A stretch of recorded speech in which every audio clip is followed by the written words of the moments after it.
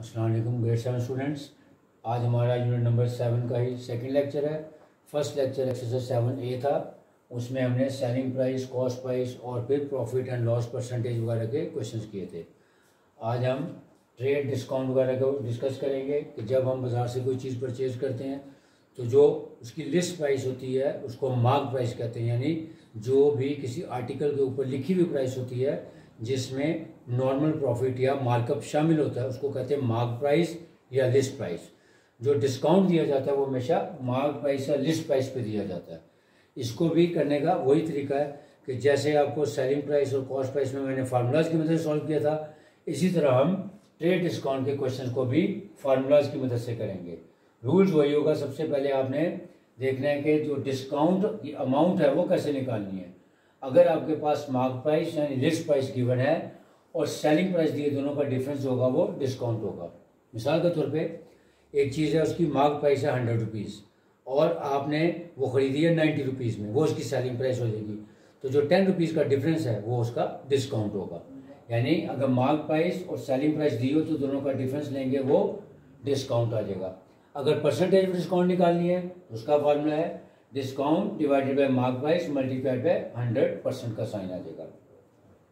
Similarly अगर आपको mark price और डिस्काउंट की अमाउंट का पता हो तो हम सेलिंग प्राइस निकाल सकते हैं, यानी selling price is equal to mark price minus discount. यानी अगर आपको बताया जाए कि एक चीज़ है उसकी मार्क प्राइस है 100 रुपीज़ और 10 रुपीज़ का डिस्काउंट है, तो वो उसकी सेलिंग प्राइस कितनी आ जाएगी, मार्क प्राइस माइनस डिस्काउंट यानी 100 minus 10 is equal to 90 rupees. ये कब करेंगे, जब हमें मार्क प्राइस और सेलिंग प्राइस दी होगी तो डिस्काउंट और परसेंटेज ऑफ डिस्काउंट ऐसे निकालेंगे, या इन्हीं की मदद से हम सेलिंग प्राइस भी निकाल सकते हैं। अब दूसरा सवाल कि अगर हमें मार्क प्राइस गिवन हो और परसेंटेज ऑफ डिस्काउंट दी हुई हो और हमने सेलिंग प्राइस निकालनी हो, या सेलिंग प्राइस दी हो और परसेंटेज ऑफ डिस्काउंट दी होगी तो मार्क प्राइस निकालनी। ये बिल्कुल वैसे करेंगे जैसे कॉस्ट प्राइस दी हो सेलिंग प्राइस निकालते हैं, या सेलिंग प्राइस दी हो तो कॉस्ट प्राइस निकालनी है। तो जो वहाँ पे हमने फार्मूला पढ़ा था उसमें पढ़ा था 100 माइनस लॉस परसेंटेज।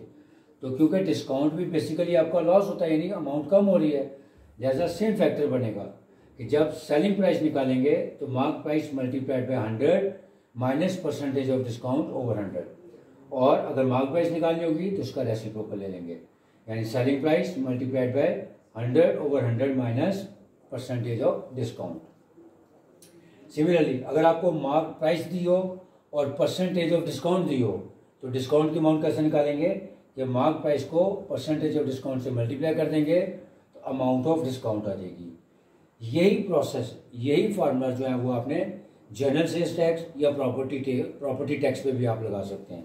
यानी जब आपने मार्क प्राइस को परसेंटेज से मल्टीप्लाई किया तो डिस्काउंट आ गया। सिमिलरली जब आपने जीएसटी यानी जनरल सेल्स टैक्स निकालना होगा तो कॉस्ट प्राइस दी होगी उसके ऊपर वो परसेंटेज अप्लाई कर देंगे। इसी तरह जब सेलिंग प्राइस निकालेंगे तो cost price multiplied by 100 plus percentage of GST, यानी जीएसटी का भी मतलब ये होता है कि कॉस्ट के ऊपर वो अमाउंट ऐड की जाती है। तो सिर्फ नाम चेंज हो रहा है लेकिन बेसिक फार्मूले वही हैं जो मैंने आपको सेलिंग प्राइस और कॉस्ट प्राइस में निकाले थे। यानी इन फार्मूलाज को अगर आप याद कर लेंगे, ये वैसे ही जनरेट किए जैसे सेलिंग प्राइस और कॉस्ट प्राइस के फार्मूलाज थे। सिर्फ सेलिंग प्राइस की बजाय और कॉस्ट प्राइस की बजाय मार्क प्राइस कहीं पे यूज़ हो रही है और कहीं पे सेलिंग प्राइस यूज़ हो रही है। तो इन फार्मूलाज की मदद से हम किस तरह से एक्सरसाइज के क्वेश्चन सॉल्व करेंगे, लेट्स सी। एक्सरसाइज 7.2 या 7B के 4 सवाल है, 4 या 5 सवाल है, मैंने सारे करवाए हैं क्वेश्चन नंबर 1 को छोड़ के, क्योंकि शायद वो ऑब्जेक्टिव था। और जो एक्सरसाइज 7C है क्योंकि उसमें भी यही फार्मूलाज आपने यूज़ करने हैं, बोर्ड पे जगह कम है, लेकिन एक सवाल जो है वो मैंने आपके लिए जनरल सेल्स टैक्स का भी निकाला है। तो बाकी फार्मूले लगा के जो फार्मूलाज मैंने लिख के दिए हैं, इन्हीं फार्मूलाज की मदद से 7C के बाकी क्वेश्चन आप कर सकते हैं। Let's start question number 2। If the mark price of an article is ₹400 and it is sold at a discount of 10%, यानी अगर किसी आर्टिकल की मार्क प्राइस है ₹400 और वो 10% डिस्काउंट पे सेल होती है तो सेलिंग प्राइस फाइंड करनी है। तो सिंपल तरीका ये देखें, selling price is equal to mark price multiplied by 100 minus percentage of discount over 100, यानी फार्मूला लिखेंगे और वैल्यूज पुट कर देते हैं। SP is equal to MP multiplied by 100 minus percentage of discount over 100। अब मार्क प्राइस है हमारे पास ₹400 multiplied by 100 minus percentage of discount है हमारे पास 10 डिवाइडेड बाय 100 और कैलकुलेटर से अब हम इसका आंसर निकाल लेते हैं। 400 multiplied by 190 over 100 is equal to 360। So selling price would be ₹360। देखा कितना आसान तरीका था कि आपने फार्मूला अगर याद किया हुआ है, जस्ट जो गिवन डाटा था उसके मुताबिक फार्मूला लिखा, वैल्यूज पुट की और कैलकुलेटर का इस्तेमाल कर लिया। अब क्वेश्चन नंबर 3 में द प्राइस यानी mark price of an article is ₹1000, selling price is 900। यानी कोई आर्टिकल है जिसकी मार्क प्राइस है 1000 जिसको हम लिस्ट प्राइस कहते हैं और ये 900 की बेची है, तो परसेंटेज ऑफ डिस्काउंट फाइंड करना है। तो सबसे पहले हम डिस्काउंट के अमाउंट निकालेंगे। ये देखें discount is equal to mark price minus selling price. तो पहले हम डिस्काउंट निकाल लेते हैं।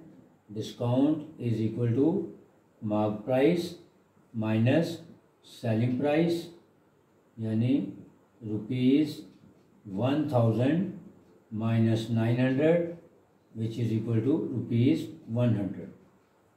अब डिस्काउंट आ गया। अब हम परसेंटेज ऑफ डिस्काउंट का फार्मूला लिखते हैं। Percentage of discount is equal to amount of discount over mark price multiplied by 100%। अब वैल्यूज पुट कर दें। डिस्काउंट की अमाउंट आई हमारी 100 divided by 1000 multiplied by 100%। Answer आ गया 10%।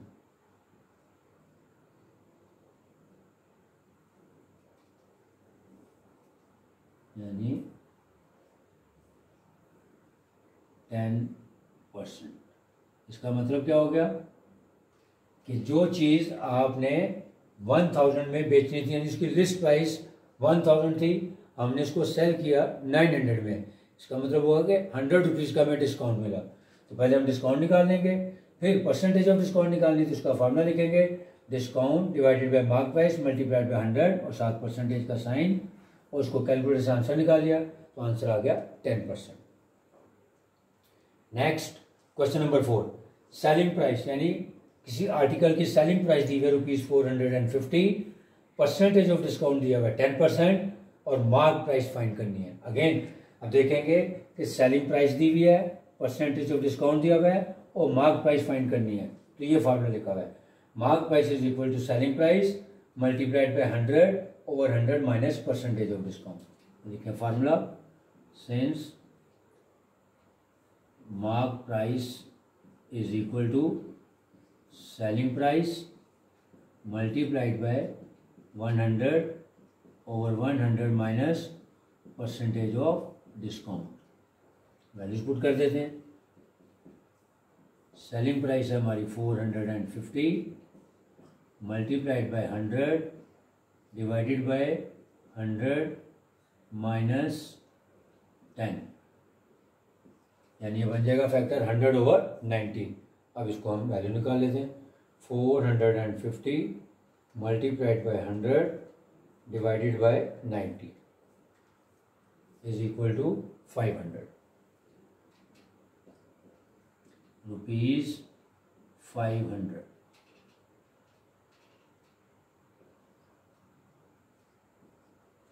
इसका क्या मतलब हो गया कि जो चीज़ हम सेल कर रहे हैं ₹450 में और अगर उस पर 10% डिस्काउंट गिवन है तो उसकी मार्क प्राइस क्या थी 500, यानी 500 की उसकी मार्क प्राइस या लिस्ट प्राइस थी। जब हमने उस पर 10% डिस्काउंट दिया तो वो चीज़ कितने की बन गई ₹450 की।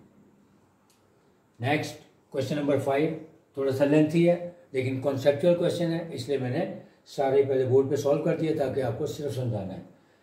अब कहा है कि जी हमें कॉस्ट प्राइस नहीं गिवन है, पूछा क्या गया है कि कॉस्ट प्राइस आपने फाइंड करनी है कब, अगर कोई भी आर्टिकल है उस पर अगर 10% मार्कअप ऐड किया जाए, यानी जो रिटेलर है जो भी उसकी चीज़ है उसके ऊपर 20% मार्कअप के साथ वो उसकी मार्क प्राइस निकालता है। तो हम सपोज करेंगे, क्योंकि हमें कॉस्ट नहीं गिवन है, हम सपोज करेंगे the cost of the article is ₹100। अब अगर जो चीज़ कॉस्ट आपको 100 कर रही है, इसका मतलब है 20% मार्कअप उसमें ऐड करना है, उसने अपने उसमें नॉर्मल प्रॉफिट डालना है।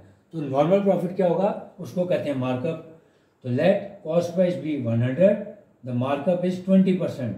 तो सबसे पहले हम उसकी मार्क प्राइस निकालेंगे, यानी 100 में 20 रुपीज़ का डिस्काउंट मार्कअप ऐड करेंगे, तो उसकी जो मार्क प्राइस है वो कितनी हो जाएगी, ₹120। फिर आगे उसने कहा है कि जो भी उसकी मार्क प्राइस है, अगर वो उस पर 10% डिस्काउंट ऑफर करता है, तब आपने परसेंटेज ऑफ प्रॉफिट निकालनी है।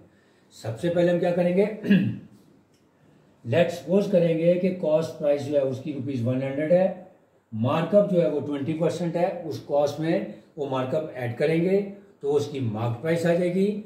फिर मार्क प्राइस पे परसेंटेज ऑफ डिस्काउंट को अप्लाई करके हम उसकी डिस्काउंट की अमाउंट निकालेंगे, और जब डिस्काउंट आ जाएगा तो मार्क प्राइस में से डिस्काउंट को माइनस करेंगे, वो हमारी सेलिंग प्राइस आ जाएगी। फिर सेलिंग प्राइस और कॉस्ट प्राइस का डिफरेंस लेंगे, वो हमारा प्रॉफिट आ जाएगा। फिर परसेंटेज ऑफ प्रॉफिट को निकालेंगे, जो आपको फार्मूला बताया था, profit over cost price multiplied by 100%। क्योंकि कॉम्प्लेक्स क्वेश्चन था, सारी चीज़ें निकालनी है, लेकिन इसमें आपके सारे कॉन्सेप्ट्स क्लियर हो जाएंगे। Let's start. Let the cost price be ₹100, markup कितना है 20%। तो पहले इसकी मार्क प्राइस निकालेंगे, फिर 10% डिस्काउंट पे इसको बेचेंगे, उसकी सेलिंग प्राइस आएगी। फिर सेलिंग प्राइस और कॉस्ट प्राइस का डिफरेंस लेके प्रॉफिट निकालेंगे, फिर परसेंटेज ऑफ प्रॉफिट निकलेगी। तो सबसे पहले मार्क प्राइस निकालते हैं। उसका फार्मूला क्या है, cost price multiplied by 100 plus percentage of markup over 100। Values put कर दें। कॉस्ट प्राइस हमने सपोज किया 100 है, मल्टीप्लाइड बाय 100 प्लस मार्कअप का रेट था 20 डिवाइडेड बाय 100, तो ये बन गया 120 ओवर 100, यानी 100 मल्टीप्लाइड बाय ये फैक्टर, जो भी फैक्टर बनेगा 1.2, इसका मतलब है मार्क प्राइस आ गई हमारी ₹120। अब इसमें से हम डिस्काउंट निकालते हैं, क्योंकि सेलिंग प्राइस निकालनी है। तो सेलिंग प्राइस का ये फार्मूला है कि mark price multiplied by 100 minus percentage of discount over 100। Formula लिखें, SP is equal to MP into 100 minus percentage of discount over 100। Values put कर दें। मार्क प्राइस है हमारी 120 मल्टीप्लाइड बाय 100 माइनस 10 ओवर 100, यानी 90 ओवर 100। तो 120 multiplied by 90 over 100 किया तो answer आया ₹108। अब यहाँ से टैली करें कि मार्क प्राइस आ गई हमारी ₹120 और सेलिंग प्राइस आ गई हमारी ₹108। अब हमने प्रॉफिट निकालना है, तो प्रॉफिट निकालने से पहले हमारे पास सेलिंग प्राइस और कॉस्ट प्राइस का डिफरेंस होगा, लिहाजा हम पहले प्रॉफिट निकाल लेते हैं। So profit is equal to SP minus CP। तो सेलिंग प्राइस आई हमारी 108 और कॉस्ट प्राइस हमने सपोज की थी 100, दोनों का डिफरेंस लिया, ₹108 माइनस 100 तो ₹8। इसका मतलब हमारे पास प्रॉफिट भी आ गया। अब हम परसेंटेज ऑफ प्रॉफिट का फार्मूला लगा देते हैं। तो percentage of profit is equal to profit over CP multiplied by 100%। Profit की अमाउंट आई थी 8 डिवाइडेड बाय कॉस्ट प्राइस हमने सपोज की थी 100 multiplied by 100% which is equal to 8%। ये क्वेश्चन इसलिए मैं कह रहा हूँ बहुत इंपॉर्टेंट है कि देखें किस तरह से हमें कॉस्ट भी नहीं बताई थी, सिर्फ हमें चंद फिगर्स बताई गई थी। कॉस्ट हमने सपोज की, मार्कअप उसमें ऐड किया, मार्क प्राइस आ गई, फिर मार्क प्राइस से हमने उसको सेलिंग प्राइस में कन्वर्ट किया, फिर सेलिंग प्राइस और कॉस्ट प्राइस का डिफरेंस लेके प्रॉफिट लिया और फिर परसेंटेज ऑफ प्रॉफिट निकाला। अब एक्सरसाइज 7C का पेज 99 पे क्वेश्चन नंबर 1 है कि प्रॉपर्टी, एक प्रॉपर्टी उसकी वर्थ बताई हुई है। The worth of a property is 200 million rupees and the rate of tax, यानी जनरल प्रॉपर्टी टैक्स जो है वो 2% है। तो 2% का क्या मतलब हो गया, 2 मल्टीप्लाई डिवाइडेड बाय 100, यानी जो भी परसेंटेज दी हो, 2% हो, 3% हो, 4% हो, 5% हो, तो उसको लिखेंगे 2/100 या 3/100 या 4/100 एटसेट्रा। फाइन क्या करना था, अमाउंट ऑफ टैक्स। ये देखें मैंने कहा जब भी अमाउंट निकालनी हो, डिस्काउंट की हो जनरल सेल्स टैक्स हो या प्रॉपर्टी टैक्स हो, सबका यही फार्मूला है। अगर डिस्काउंट निकालना है तो मार्क प्राइस को परसेंटेज से मल्टीप्लाई करेंगे। जीएसटी निकालना है तो जो भी कॉस्ट प्राइस होगी उसको मल्टीप्लाई करेंगे। यहाँ पे हमने प्रॉपर्टी टैक्स निकालना है तो इसका मतलब है, इसका भी फार्मूला लिख देता हूँ कि प्रॉपर्टी टैक्स अगर निकालना होगा तो property tax is equal to worth of property multiplied by rate, यानी जो परसेंटेज दी होगी, या इसको हम यूँ भी लिख सकते हैं कि वर्थ मल्टीप्लाइड बाय रेट का मतलब होगा परसेंटेज ऑफ प्रॉपर्टी टैक्स। ठीक हो गया? तो यही फार्मूला हम यहाँ पे लिख देंगे कि वर्थ मल्टीप्लाइड बाय रेट। अब वर्थ है 200 मिलियन, रेट ऑफ टैक्स दिया हुआ है 2% यानी 2/100। अब अमाउंट ऑफ टैक्स निकालनी है, दोनों को मल्टीप्लाई कर दें। वर्थ मल्टीप्लाइड बाय रेट यानी 200 मिलियन मल्टीप्लाइड बाय 2/100 और कैलकुलेशन का आंसर निकालें तो अमाउंट ऑफ टैक्स आ जाएगी 4 मिलियन। सिमिलरली जो बाकी 2 या 3 सवाल हैं उसमें आप इन फार्मूलाज की मदद से उसके ऊपर अप्लाई करें और जो तरीकाकार बताया है कैलकुलेटर की मदद से तमाम सवाल आप आसानी से हल कर सकते हैं। रिवाइज करा देता हूँ थोड़ा सा कि एक्सरसाइज 7B में discount, selling price, mark price, cost price, profit loss यानी सबका मिक्सचर है, लेकिन बेसिक कॉन्सेप्ट वही है जो मेरे प्रीवियस लेक्चर में था कि आपने इन फार्मूलाज को अच्छी तरीके से याद करना है और इन फार्मूलाज को देखते हुए जो भी गिवन डाटा आपके पास आ रहा है वहाँ से क्वेश्चन को रीड करने के बाद उसमें जो जो वैल्यूज गिवन है उसको लिख लें। फिर यहाँ से देखें कि जो भी सूटेबल फार्मूला लग रहा है वो सूटेबल फार्मूला यहाँ पे अप्लाई करें और उसके बाद कैलकुलेटर की मदद से सारे के सारे क्वेश्चंस आप इजीली सॉल्व कर सकते हैं। अगर ये आपने फार्मूलाज को समझ लिया और इसको अप्लाई कर लिया तो जैसा मर्जी कॉम्प्लेक्स भी क्वेश्चन होगा, जैसे ये क्वेश्चन नंबर 5 एक कॉम्प्लेक्स क्वेश्चन था लेकिन तरतीब से गिवन डाटा के मुताबिक यहाँ से प्रॉपर फार्मूलाज मैंने अप्लाई किए तो देखें इसमें से 1, 2, 3, 4, 5 जो भी चीज़ें पूछी थी सब की सब आसानी से लगा दी। उम्मीद आपको समझ आ गया होगा। इंशाल्लाह अब जो नेक्स्ट लेक्चर होगा एक्सरसाइज 7D से रिलेटेड होगा जिसमें आपको interest, principal, rate of interest, amount वगैरह के यानी जो बैंक से जब हम लोन लेते हैं तो लोन को कैसे रीपे किया जाता है उससे रिलेटेड तमाम क्वेश्चन इंशाल्लाह आसान तरीके से करवाऊंगा। तब तक के लिए अल्लाह।